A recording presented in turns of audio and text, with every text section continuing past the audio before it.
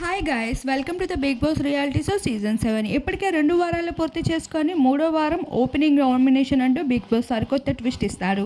అయితే కంటెస్టెంట్స్ అందరూ ఒకరినొకరు నామినేట్ చేసుకుంటూ ఉంటారు. ఇక్కడ శివాజీ మాత్రం నామినేషన్లో లేరంటూ తెలియజేసుకోవడం జరిగింది. ఈ పక్కగానే అమర్దీప్ అయితే పల్లవి ప్రశాంత్ని మరొకసారి నామినేట్ చేశారు. గత వారం పల్లవి ప్రశాంత్ని ఏ విధంగా నామినేట్ చేసి ఏ స్టైల్లో అయితే మాట్లాడారో ఇప్పుడు ఆ స్టైల్లో కాకుండా చాలా కామ్ అండ్ కూల్గా మాట్లాడుతూ మహాబలి రణధీర టీంలో నువ్వు నన్ను గేమ్ నుండి తీసేసే విధానం, ఆ సిల్లీ రీజన్ నాకు ఏమాత్రం నచ్చలేదు.